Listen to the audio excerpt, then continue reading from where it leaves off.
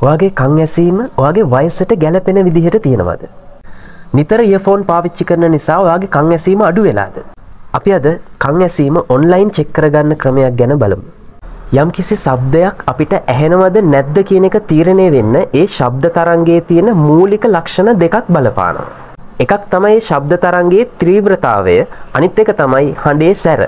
තීව්‍රතාවය කියලා කියන්නේ හඬේ තියුණු ස්වභාවය. මේක සංඛ්‍යාතය මත රඳා පවතින ගුණයක්. සාමාන්‍යයෙන් මිනිස්සුන්ට ඇහෙන්නේ හර්ට්ස් 20ත් 20000ත් අතර සංඛ්‍යාතයකින් තියෙන ශබ්ද තරංග විතරයි. සමහර සත්තුන්ට නම් මේ පරාසයට වඩා ඉහළේවත් පහළේවත් ඇහෙනවා. හැබැයි මිනිස්සුන්ට ඇහෙන්නේ මේ පරාසය විතරයි.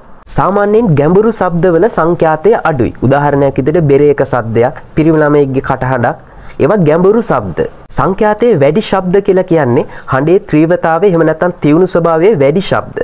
මේවට උදාහරණ විදිහට ගන්න පුළුවන් නලාවක සද්දේ, ගෑල් ළමයෙක්ගේ කටහඬ, ඒවා තියුණු ශබ්ද. සංඛ්‍යාතයේ වැඩි.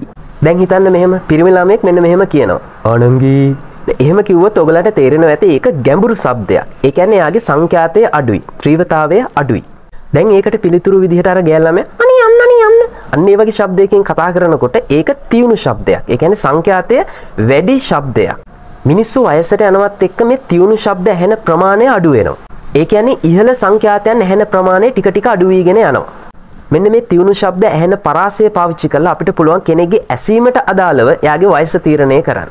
මේක බොහොම පහසුවෙන් මැනගන්න පුළුවන් ඇප් එකක් තියෙනවා. මම ඒ ගැන දැන් විස්තර කරන්නම්. Google search වලට ගිහින් e-chalk hearing test කියලා search කරන්න.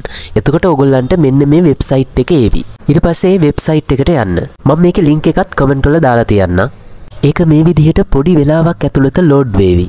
දැන් අපි මේක ඉන්ඩිවිජුවල් ටෙස්ට් කියන එක තමයි කරන්න ඕනි. මේක ඉයර්ෆෝන් ගහගෙන කරන එක කන් දෙකට හොඳ නෑ. ඒ නිසා මුලින්ම ඉයර්ෆෝන් අයින් කරන්න. ඊට පස්සේ මේ විදිහට ෆෝන් එකේ ශබ්දය උඩරිම වැඩි කරගන්න. ඊට පස්සේ ඉන්ඩිවිජුවල් ටෙස්ට් කියන එක ඔබලා ස්ටාර්ට් ටෙස්ට් කියන එක ඔබන්න. එතකොට ඔයගොල්ලන්ට මෙන්න මේ විදිහේ ශබ්දයක් ඇසේවි.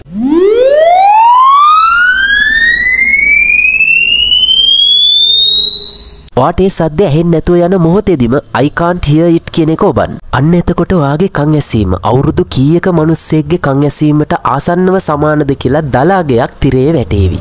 මේ ලැබෙන වයසයි ඔයාගේ ඇත්ත වයසයි අතර සුළු වෙනසක් තිබුණාට ගැටලුවක් නැහැ. හැබැයි මේ ලැබෙන වයස ඔයාගේ ඇත්ත වයසට වඩා ගොඩක් වැඩි නම් ඒ කියන්නේ ඔයාගේ කන් ඇසීමේ යම් දුර්වලතාවයක් තියෙනවා. රීසෙට් බටන් එක ඔබලා මේ පරීක්ෂණය නැවත නැවතත් ඔයාට කරලා බලන්න පුළුවන්. මේ සඳහා කිසිම මුදලක් වැය වෙන්නේ නැති නිසා ඔයාගේ වගේම ඔයාගේ ගෙදර අයගෙත් කන් ඇසීම දල වශයෙන් මේ හරහා පරීක්ෂා කරගන්න පුළුවන්. ඉතින් මේ පරීක්ෂණයෙන් ඔයාගේ කන් ඇසීමේ ලොකු දෝෂයක් තියෙනවා කියලා ඔයාට පේනවා නම් වෛද්‍යවරයෙක් හමු වෙලා තවදුරටත් පරීක්ෂණ සිදු කරලා ඒ පරීක්ෂණ වලිනුත් ඔයාගේ කන් ඇසීමේ දුර්වලතාවයක් තියෙනවා කියලා ඔප්පු වුණොත් ප්‍රතිකාර සඳහා යොමු වීම හරිම වැදගත්. තීව්‍රතාවයට අමතරව කන් ඇසීමට බලපාන අනෙක් සාධකය තමයි හඬේ සැර. හඬේ සැර කියන්නේ යම් ශබ්දයක් අපිට කොච්චර හයියෙන් ඇහෙනවද කියන එක. හඬේ සැර මනින්නේ ඩෙසිබල් වලින්. සාමාන්‍ය මිනිස්සෙකුට ඩෙසිබල් 0ත් 120ත් අතර ශබ්ද ඇහෙනවා. ඩෙසිබල් 0 කියන්නේ නිශ්ශබ්ද තැනක අගය.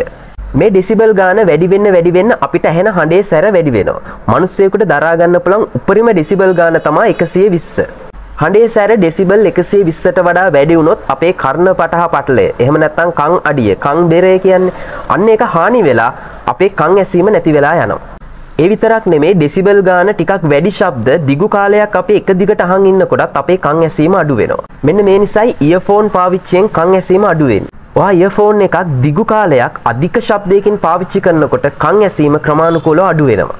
ඒ නිසා පුළුවන් තරම් ඉයර්ෆෝන් පාවිච්චිය අඩු කරන්න ඕනේ. පාවිච්චි කරනවා නම් අධික ශබ්දයක් නැතුව Tamanට සාමාන්‍ය ප්‍රමාණයට ඇහෙන ගානින් දාගෙන කෙටි කාලයක් පාවිච්චි කරන එක තමයි වඩා සුදුසු වෙන්නේ.